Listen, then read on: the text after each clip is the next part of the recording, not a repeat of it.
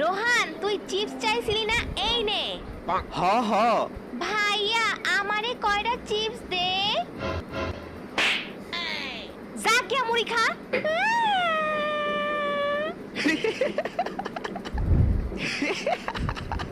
এই আমারে রিমোট দে, কার্টুন দেখমু।